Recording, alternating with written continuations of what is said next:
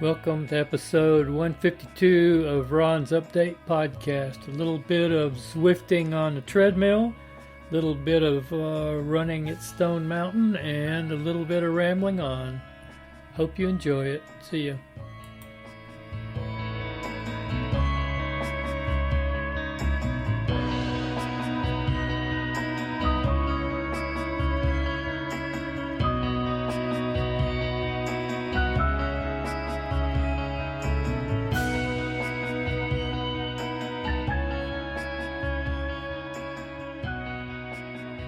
Here on the back porch on my treadmill with Zwift doing a walk. I've got a Zwift foot pod on my shoe and I'm walking in Central Park in New York City. I'm still social distancing because I only see me in the display. I don't see anybody else. So you can push the little eyeball on the Zwift companion app and change the position of the camera to see, oh, there's some people behind me. Got in over 15 miles on the bike today on Zwift, and now this evening I'm out on my treadmill. Going to get in about a half hour, I guess. The strange thing is I've got the Zwift foot pod on and my treadmill says I'm going 2.9 miles an hour and the foot pod says I'm going 3.5 or 3.4, and I calibrated it on this treadmill earlier, so I don't know what the discrepancy is, but I'll work it out later. And my heart rate's 86. I'm going about a 1728 pace. So looks like I'm doing okay.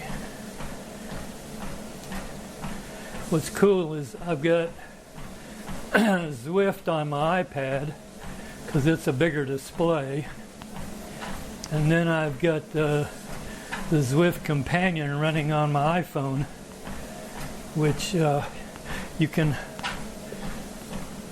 kind of scroll around, see where you're walking. Right now I'm walking around a reservoir, it looks like, in New York. I'm not on the same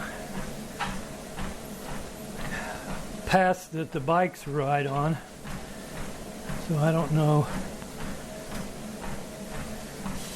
how big a loop this thing's going to be, but I've gone 0.36 miles so far. It says up a 1% grade right now. What I do, I've got a Nordic Track treadmill. It's not a newer one. It doesn't have a display or anything except for the part that shows you your pace and all that kind of stuff. But it goes up to 12 degrees angle, but it won't go negative, it won't go down. And what I do is when I see the hills on display on Zwift, I adjust the degrees of incline based on the degrees they show on the display. So, except I can't go down. Like right now it's showing a -1 and I can only go to 0. So that's just the way it is. I could spend a couple $1,000s and get me one of those high-class treadmills and it would do all that stuff, but that's not worth the hassle. I'll just do it this way because the uphills are more important than doing a downhill. Anyway, so That's what counts. I only see 2 other people on this loop with me. That doesn't mean there isn't more. Those are just the ones close by. One's a minute and 10 seconds behind me. They must be running though because they're gaining.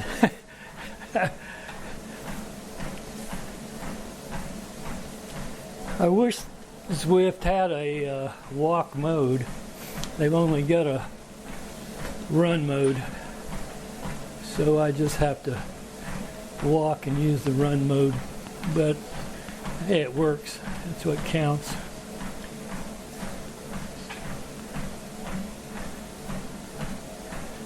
Scenery's pretty cool here. And from what I was listening to a podcast today, cycling podcast, I think it was. It might have been one of the Zwift podcasts, and they were talking about, no, it was cycling. Cycling was discussing training on Zwift for cyclists, and they were discussing how realistic were these courses.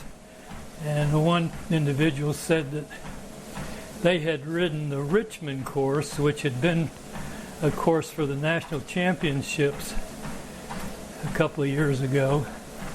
And they said that course looked identical to the real course as far as, you know, the scenery and all that stuff.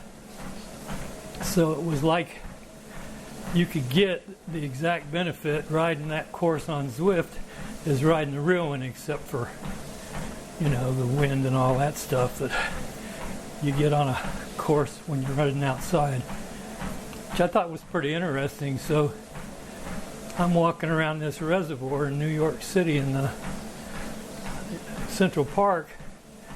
So I guess this is what it actually looks like,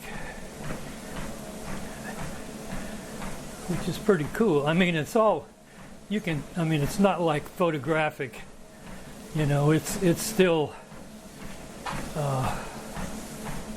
computer graphics, like a video game type display, but it's still pretty cool to be able to walk here and see this and know that it actually duplicates the real thing, even though it's only computer generated. Now they've got some kind of sky thing in Zwift that goes up over the park that you can ride a bicycle on, that you can see down through the, I mean, it's like a plexiglass thing. I don't know if that's real or not. I mean, it looks, you know, if it was real, it would be cool, but I don't know if it is or not. So I've only been to Central Park one time. Well, maybe I didn't go to Central Park. Wherever the World's Fair was is where I went. I don't think that was in Central Park. What was that, Flushing Meadow or someplace like that? That was back in 1962, something like that. Anyway, I've got in about 7/10 of a mile now. Still right at a 1744 pace. I don't come out here and use my treadmill that often. And what's strange is I can come out here and walk on it fine, but when I try to run on it, that's a whole different story. I don't know what the deal is. I'm not a treadmill runner. There's just no doubt about that. Well, it looks like I'm closing in on 15 minutes.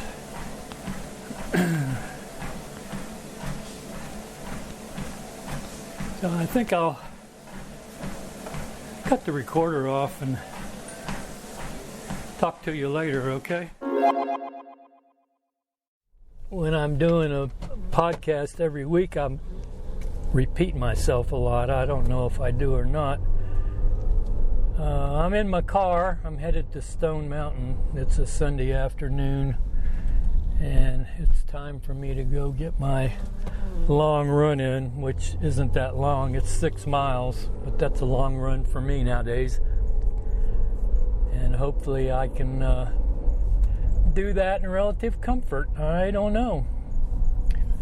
This past week, I cut way back on what I had been doing. The 3 or 4 weeks prior, I had been riding my bike trainer on Zwift about,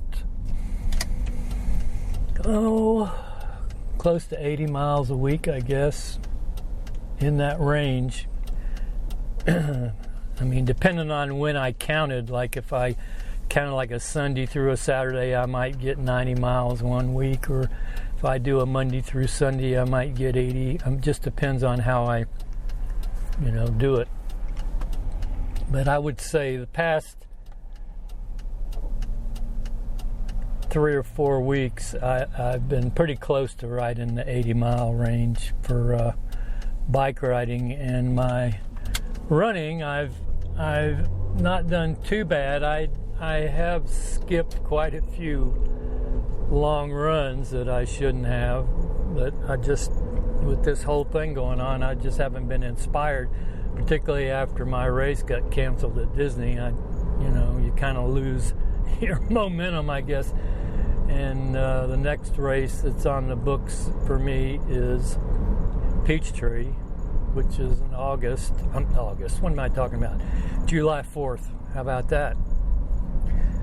I keep thinking everything's getting set back. I don't know how Peachtree could ever be on any other day but July 4th. That's the day it is.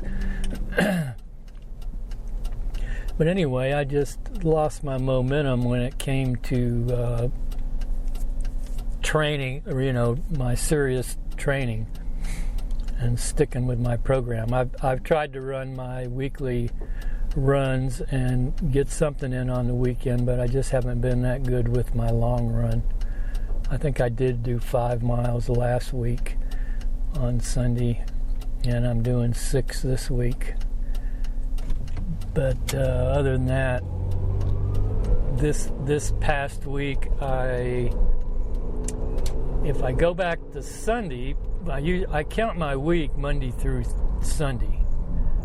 So I can't really count last Sunday, this Sunday.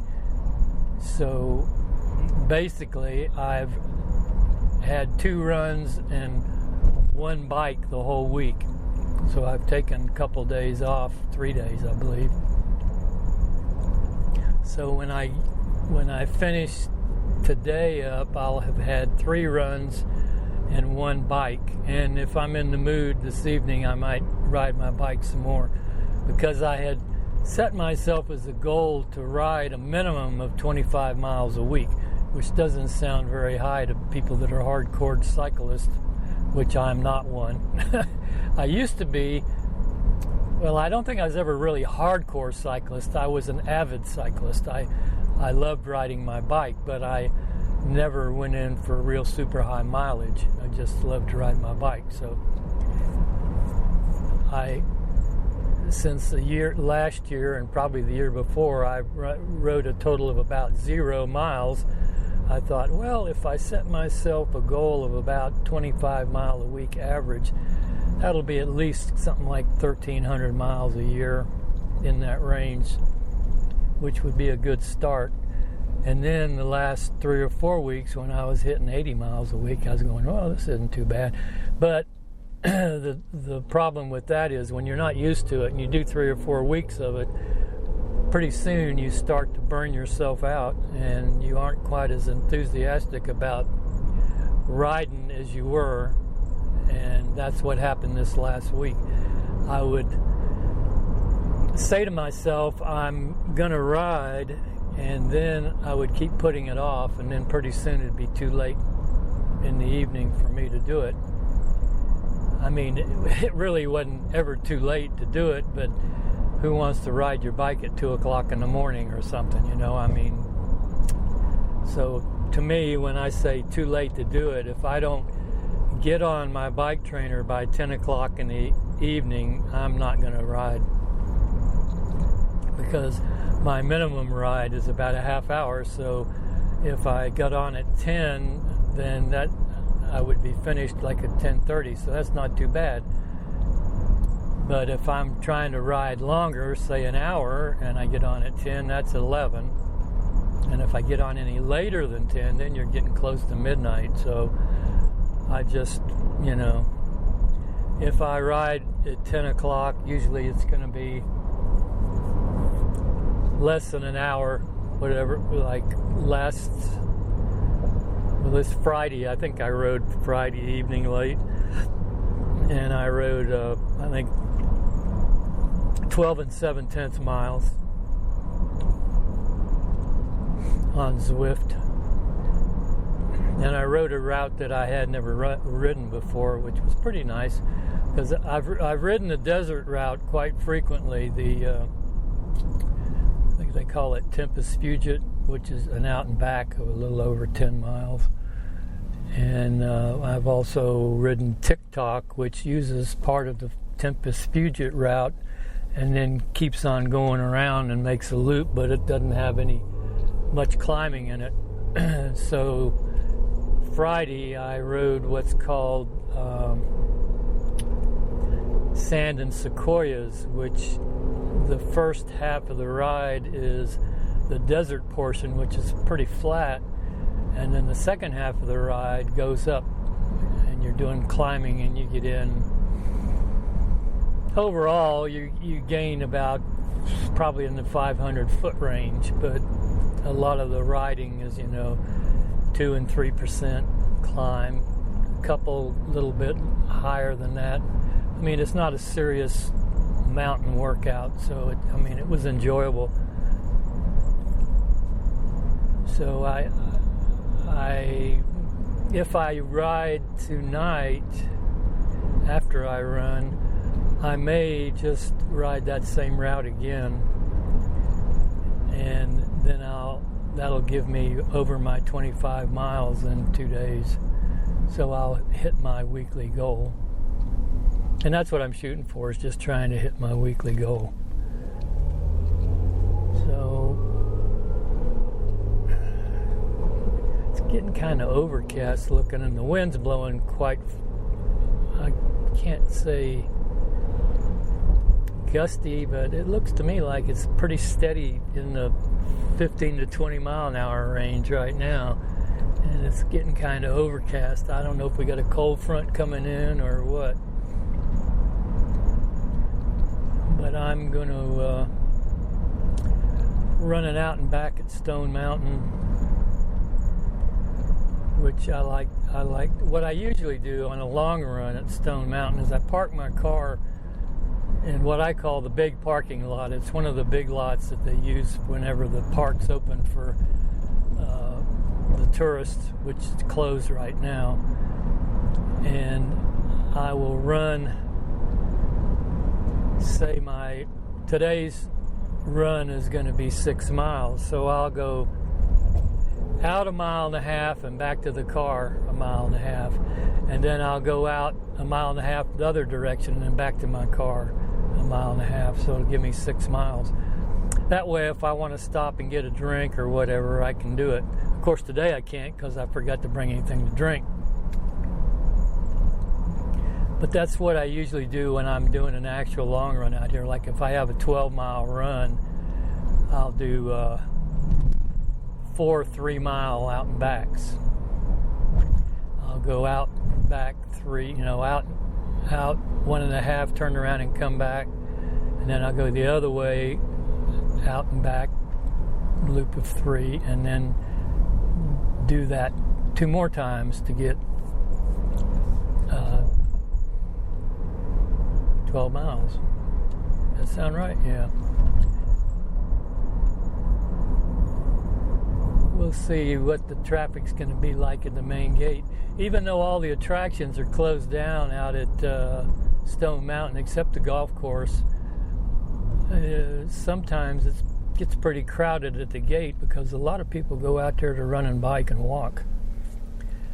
But it's still not too hard to stay away from them social distance wise. But it being overcast and it's going on 6 o'clock in the evening now, probably anybody that was out there during the day when the sun was out is probably already gone home, so it probably won't be that crowded. So to recap my week, I have ridden my bike trainer for 12.7 miles, and I had a 5K run on Tuesday, a 5K run on Thursday, and I'm going to do a 6 today. So that'll give me a little over 12 miles of running and 12.7 of biking. And then if I ride again this evening, it's going to give me a little over 25 biking for the week, which would be the lowest I've had in probably a month or more. And this coming week, I'll probably get back to a little bit higher mileage. This was just kind of wasn't really a burnout week. It was just kind of an off week, take a break, get in your minimum amount of what you need to do, which is my running. My running schedule is 3 days a week, Tuesday, Thursday, and Sunday. And with this run this afternoon, I'm right on schedule for my training plan. The question will be whatever's scheduled for next week's long run, or it might be some kind of a time trial thing, like a magic mile or something like that. I don't know. I haven't even looked yet. But the question is whether I do it or not, because I've been too good with structured workouts. Thursday I was okay because I had a tempo run, which was 10-minute warm-up, 15 minutes of tempo, and then 10-minute cool-down. But Tuesday was supposed to be a drill workout, and I just basically went out and ran 5K at a run 30, walk 30 pace.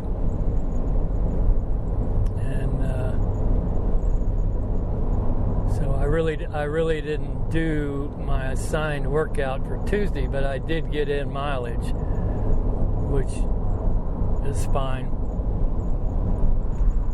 Well, I'm getting towards the gate here, so I guess I'll go ahead and cut this off, and I'll maybe get back with you after I run. See ya.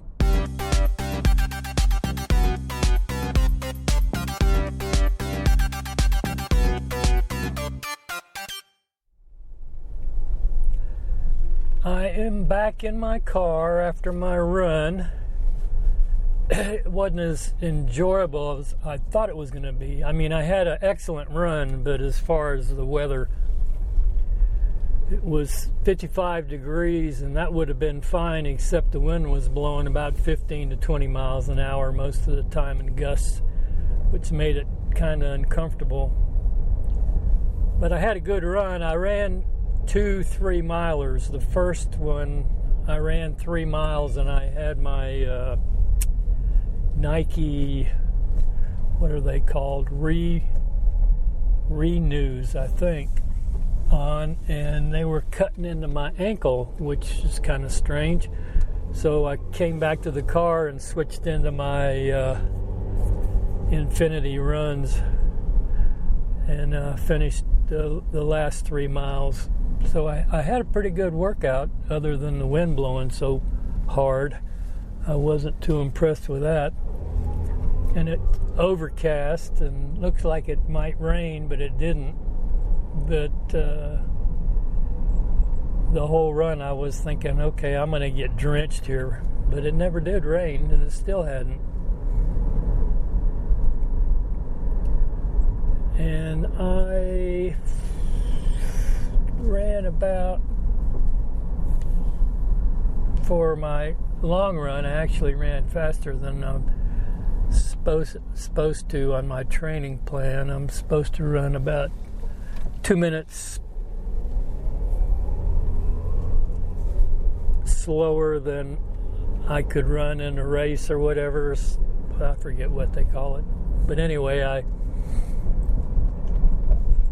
I averaged about 13-minute pace when I should have averaged about a 14 and a half probably, or a little over 14. So I was probably about a minute faster than what I should have been running my long run.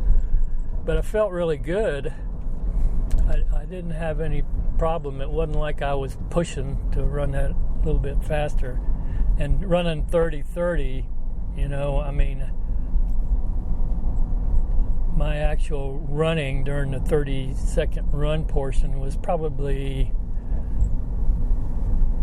in the 9-minute range, and then my walk would slow my overall average down to a little over 13. So, but overall, it was pretty good.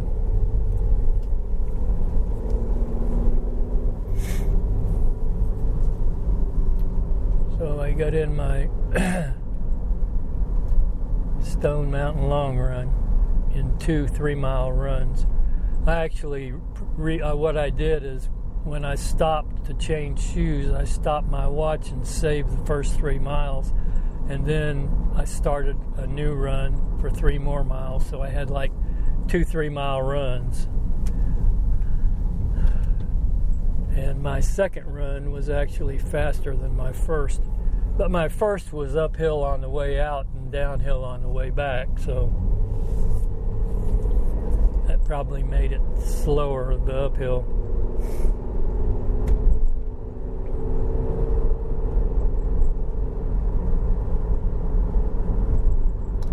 Now I've got to decide if I want to go home and ride my bike trainer this evening after my 6 miles. I got to do some stretching because my lower back's been hurting bad. I think I mentioned it in my last podcast too. It's been bothering me, and I just need to do something. I either need to go to a chiropractor or actually start doing some stretching exercises and be serious about it, because usually what I'll do is if I hurt, I'll stretch a little bit until I don't hurt for as bad, and then I'll just quit, and then I'll hurt, and then I'll stretch a little bit, instead of being consistent and stretching all the time. I was thinking about coming home and getting in the rest of my weekly bike ride, because I had tried to get in at minimum of 25 miles a week. Well, that fell through. I got home and I just wanted to eat supper. That's what I did. So, and by the time I ate supper and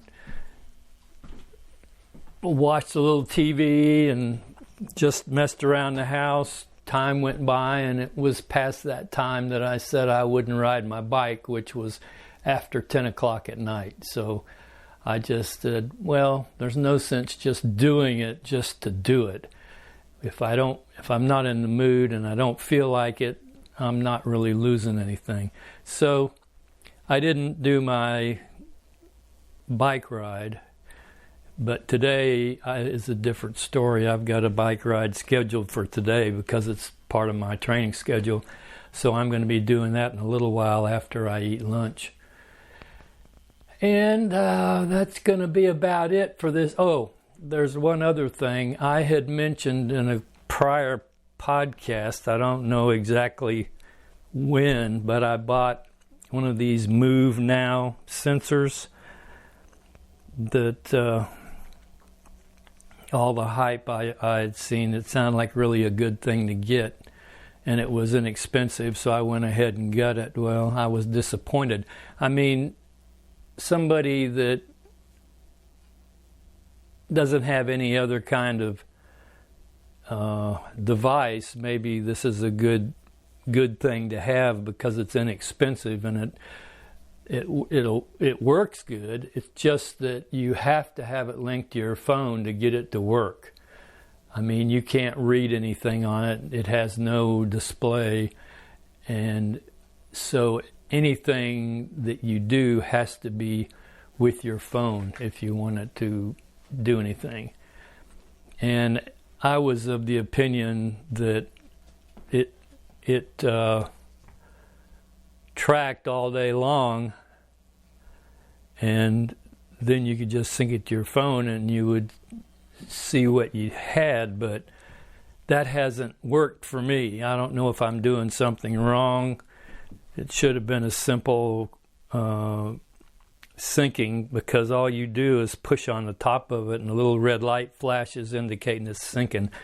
But when I do that, after I've worn it, like I wore it for a couple of days, so I figured, I'm going to have some data of some kind in those days on how much movement I had done or something.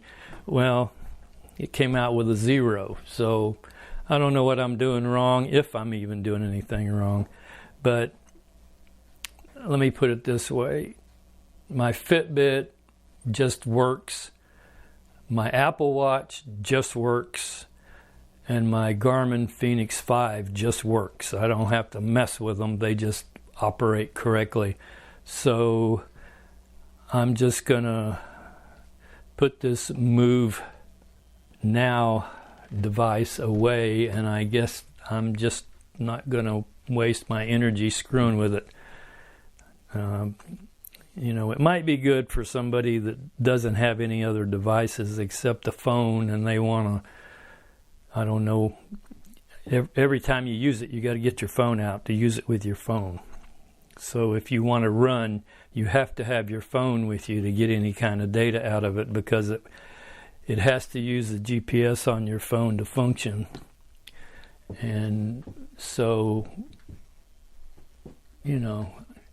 right now I don't have to carry my phone with me when I run, because my Garmin works by itself, my Apple Watch works by itself, and my Fitbit works by itself, because all of those devices have a GPS in them.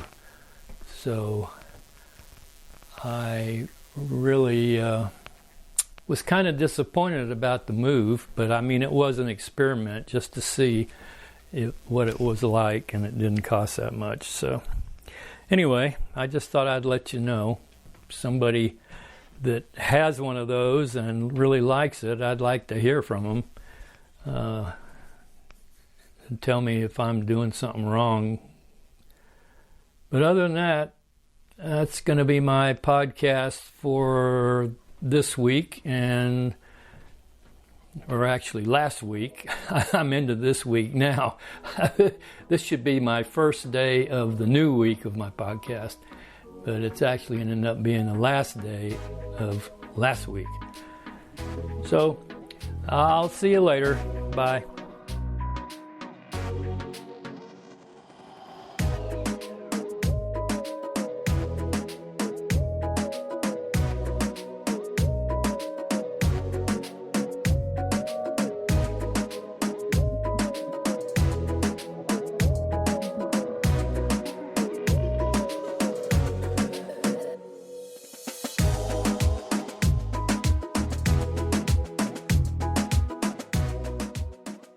Hey, thanks for listening to today's podcast. We'll be here next time. Keep the emails coming in and be sure to subscribe.